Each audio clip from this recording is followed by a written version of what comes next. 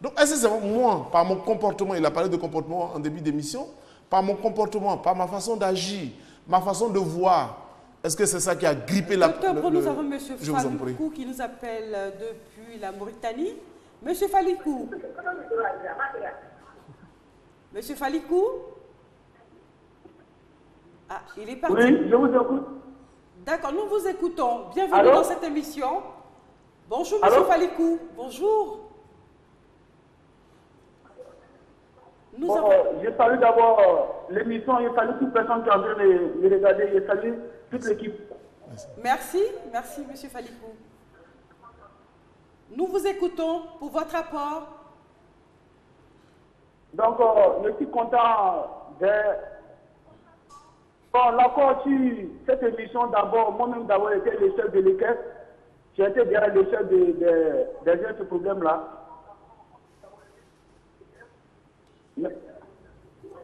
Allez-y, on ne vous entend pas bien. Réellement, c'est qu'en Afrique, souvent, quand on travaille en amour, c'est l'amour d'abord qui est la base de toutes choses.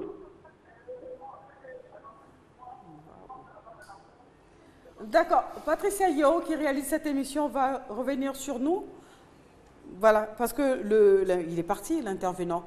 C'était Dr Bro qui parlait. Je termine en disant qu'il faut que chacun d'entre nous s'interroge sur sa part de responsabilité, que ce soit en termes d'échec ou en termes de succès, quelle a été ma contribution. Parce que généralement, quand il y a un échec, on a tendance, que ce soit un échec en famille, un échec en société, on a tendance à accuser l'autre. J'ai souvent dit par exemple aux élèves là, que j'ai eu l'occasion de leur parler dans les écoles où on m'a invité quelquefois. Quand un élève reprend sa classe, il y a deux attitudes. Soit il accuse le professeur, il dit oui, le professeur m'aime pas, ça cause de mauvaises notes.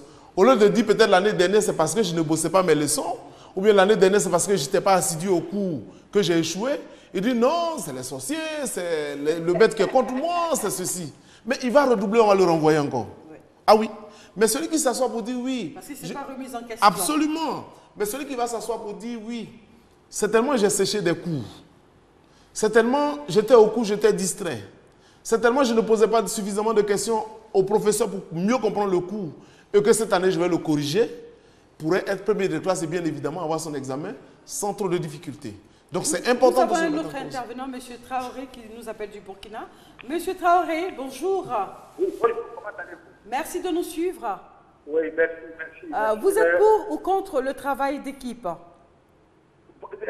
D'abord, je vous entends très mal, mais je vais essayer de dire quelque chose. Je vais essayer de vous dire quelque chose. À chaque fois, on essaie de vous appeler, mais on n'arrive pas à vous joindre. Aujourd'hui, vous avez pu nous joindre, on vous écoute.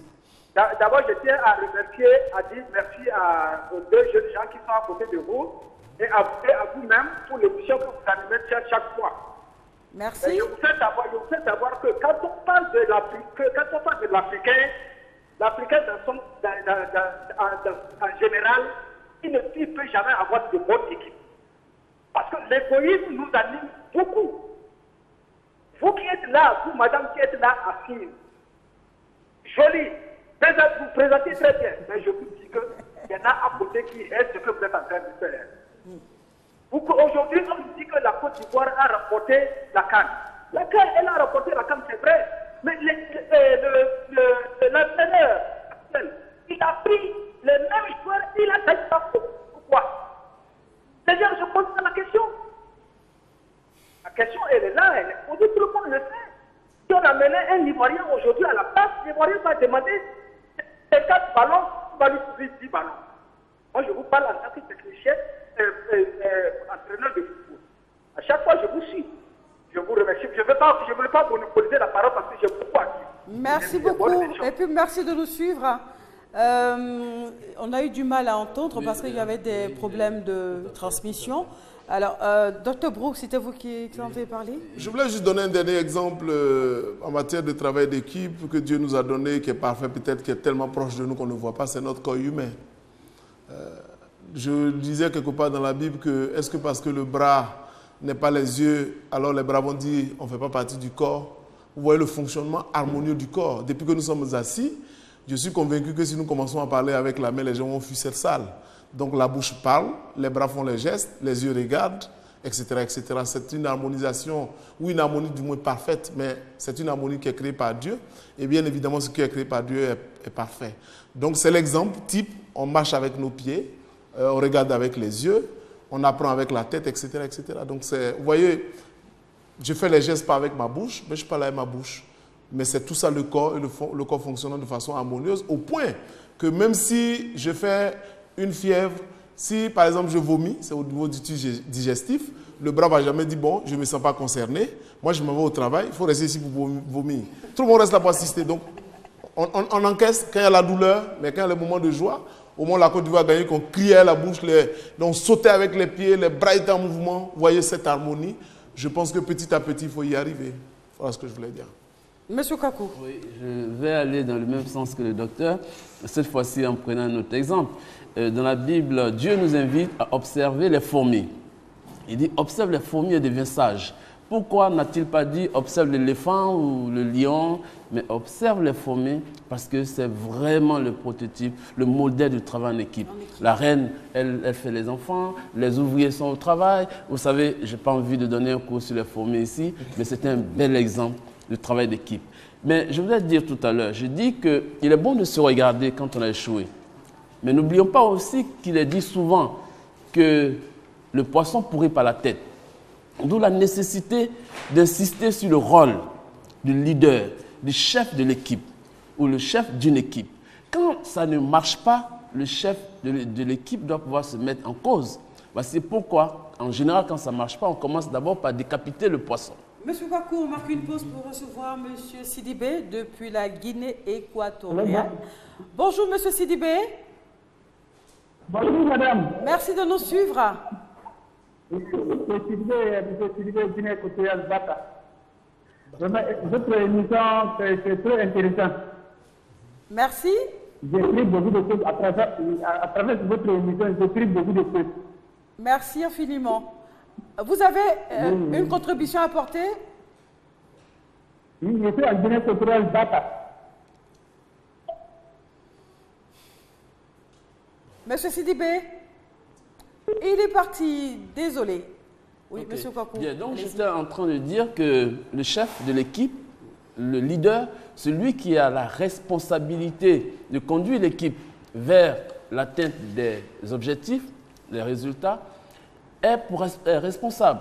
Nous avons vu ici, quand les équipes perdent, tout de suite, on limoge l'entraîneur. La population se lève, on n'est pas content, on chasse l'entraîneur.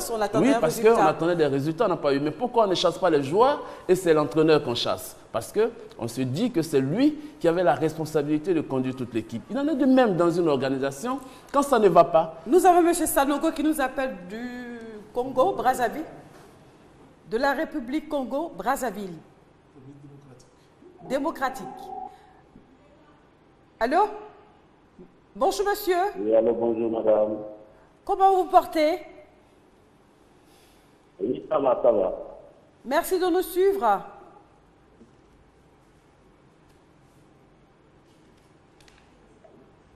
Allô? Il est parti. Ok. Patricia Yo, qui réalise cette émission, me fait savoir que c'est le dernier appel. Nous sommes là pour parler pour donner des conseils, donner des solutions pour qu'il n'y ait plus d'échecs dans le travail d'équipe. Donc, pour cela, le chef de l'équipe doit savoir qu'il a des compétences qu'il doit mettre à son service pour atteindre l'objectif qui est fixé. Pour prendre le cas de l'équipe de Côte d'Ivoire, il y avait des compétences, des gardiens de but, des attaquants, des latéraux, des défenseurs. Mais le but qu'on s'était fixé, ce n'était pas participer à la CAN. Hein. Notre objectif, c'était d'aller prendre la coupe. Et ça devait être clair pour chacun d'eux. Maintenant, ceci dit, l'entraîneur doit avoir les mains libres, éviter les interférences. Parce que très souvent, il y a quelqu'un qui appelle, qui veut imposer quelqu'un. S'il accepte, bien entendu, il est responsable. Parce que vers la fin, on ne regarde pas l'interférence ou les gens qui ont interféré, mais c'est lui qui est responsable. Et puis, j'ai dit tantôt qu'il doit regarder les compétences et protéger les personnes. Moi, j'entends souvent des chefs parler de leurs éléments, mais il est idiot, mais il est bête. Ils ont du mépris pour les autres. Mais il est bête, il est idiot, ça ne t'intéresse pas. Parce que là, tu t'attaques à une personne. Ce que tu recherches, ce n'est pas M. Brou qui a sa personnalité, il a sa vie. Mais moi, je suis dans une organisation, il a des compétences, il doit venir, je vais donner le moral à mon équipe. C'est ça qui est important. Donc, si j'ai des reproches à lui faire, c'est rien que dans ce domaine des compétences que je recherche. Mais c'est cet amalgame qu'on fait qui crée souvent des problèmes. Donc, beaucoup de problèmes dans les organisations où les gens sont frustrés, où finalement ils se disent, bon, comme c'est lui, il n'y a qu'à faire, on va voir. Et finalement, on n'atteint pas le résultat et puis toute l'organisation en souffre. Voici pourquoi il est vraiment important que les responsables puissent savoir que dans une équipe, il y a des personnes, il y a des personnalités, mais il y a 4 groupes de gens. Et ces 4 groupes de gens, il doit les connaître et les manager en fonction du type de personne qui est en face de lui. S'il ne sait pas, il va échouer. Docteur, je voudrais quand même, avant les conseils, dire quand même qu'il y a quelques obstacles, bien évidemment, à la constitution d'une équipe qu'il faut savoir. Quand nous sommes animés d'un esprit égoïste, il est évident qu'on va détruire le groupe. Donc, ce n'est que moi, c'est le moi. Moi ou rien, ça peut être le chef, ça peut être un élément du groupe. C'est un obstacle majeur, le comportement égoïste dans une équipe. Il y a également des gens qui sont dans des équipes qui ont un esprit de division. C'est-à-dire que parfois, il faut circuler de fausses rumeurs pour diviser l'équipe. C'est pour ça que, comme il a dit M. Kwaku, le leader doit être très vigilant. Et l'information doit circuler. Parce que si l'information circule, ce que vous donnez n'a pas de valeur.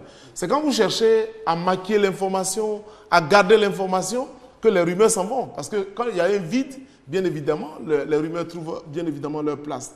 Quand nous avons également des objectifs divergents, il a dit, on va à la CAN, nous on veut prendre la coupe. Il y en a qui disent, nous on va arriver en finale seulement, par exemple.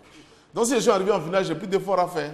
Mais comme nous on voulait la coupe, et je profite pour saluer les Équato-Guinéens qui nous suivent, c'est sur le terre qu'on a eu dans le deuxième coup, il faut les saluer au passage puisqu'ils nous suivent. Donc il y a ça. Il y a également l'absence de solidarité. Vous savez, quand on travaille ici, sous notre pic, quand ça marche, on dit c'est bon, tout le monde est d'accord. Mais ça marche. Non, c'est lui-là qui a fait. C'est lui-là qui a fait. Non, il faut endosser ça de façon solidaire. Et ça donne un peu plus le moral. Quand je me sens, imaginez-vous, un joueur qui devait marquer un penalty, qui rate et qui devait nous donner la coupe. Si on doit l'isoler pour dire les responsables de notre malheur, vous voyez la peine que vous lui infligez. Mais nous disons, même s'il a arrêté, nous endossons tous la responsabilité de la mauvaise performance, ou bien de la mauvaise prestation, ou de l'échec. Le gars, même si intérieurement il va se dire, oui, c'est moi qui ai fait, moi moralement, il a également le soutien. Donc il y en a qui participent au travail d'équipe et qui n'attendent que les bénéfices. Je vais dire ça aussi parce que c'est important quelquefois, on se met de côté, mais quand il y a les bénéfices, on veut partager. Ou alors, il y a des gens qui travaillent, il y a des résultats et quand il s'agit de partager, ceux qui ont participé à l'effectivité du boulot, on les met de côté, il y a des gens qu'on prend pour récompenser. Ce sont des sources de frustration qui peuvent détruire une équipe. Parce que si je me suis donné à cœur joie, j'ai donné toute ma force et mon énergie, et qu'au moment du partage de la récompense, on me met de côté, il est évident que demain, ce n'est pas très évident que j'ai suffisamment de morale pour m'engager. Donc la récompense doit tenir compte quand même de notre engagement. Quelqu'un qui n'est pas engagé ne peut pas être plus récompensé que l'autre personne qui n'est pas engagée. Ce sont des obstacles qui peuvent intervenir concernant bien évidemment le travail d'équipe que je voulais quand même relever. Docteur Brou, ce sujet sur le travail d'équipe nous ramène à la valeur de l'humilité? Absolument.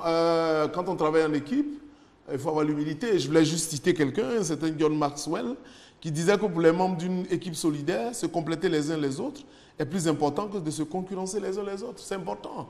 Si on n'est pas humble, ça va être difficile d'accepter la contribution de l'autre. Merci. Je vous en prie. Docteur Brou. Monsieur Kwaku, vous allez terminer. Oui, je pense que c'était vraiment avec beaucoup de plaisir que nous avons donné notre avis sur ce sujet-là. Pour moi, le sujet il est large, il est important. Il est peut-être bon qu'on ait un peu plus de temps pour décortiquer, de sorte à pouvoir aider les gens. Parce que ce que j'ai compris, c'est qu'il y a beaucoup d'organisations. Et si les gens réagissent, ça veut dire qu'ils ont du mal à faire fonctionner leur organisation. Ils ont donc besoin des petits conseils, des petits secrets qu'on leur donne. Et je pense que ça pourra les aider. Bien entendu, je voulais terminer sur les propos du Dr Brou tout à l'heure. Quand on gagne, c'est tout le monde. C'est pourquoi nous sommes fiers que l'ensemble des éléments de l'équipe de Côte d'Ivoire ont pu recevoir ce que le président a donné. On n'a pas dit, c'est toi qui as marqué le but, tu auras plus que l'autre. C'est ça la justice. Et quand on comprend qu'à la fin, lorsqu'on a les résultats, si le résultat il est bon, tout le monde doit profiter. Mais quand le résultat n'est pas bon, il y a une seule personne qui endosse, c'est le responsable. Malheureusement. Merci infiniment, Monsieur Kouakou Chal, qui est directeur d'une société de courtage d'assurance, conseiller financier et formateur en gestion de revenus. Merci également à Dr Brou, docteur en psychiatrie. Alors, le sujet de ce jour était le travail d'équipe. Alors, on retient que lorsqu'il y a échec dans le travail d'équipe, il ne faut pas chercher ailleurs, il faut se remettre en question, chercher les causes et vraiment trouver des solutions pour pouvoir repartir, se relever et puis donner le meilleur de nous-mêmes pour pouvoir avoir le résultat que les éléphants nous ont donné avec cette coupe, grâce à l'humilité, grâce à l'esprit d'équipe et puis de concession. Merci de nous avoir suivis. Cette émission a été réalisée par Patricia Yeo et puis on se retrouve demain pour une autre écriture de votre magazine journalier en garde de contact sur RTL2. Merci.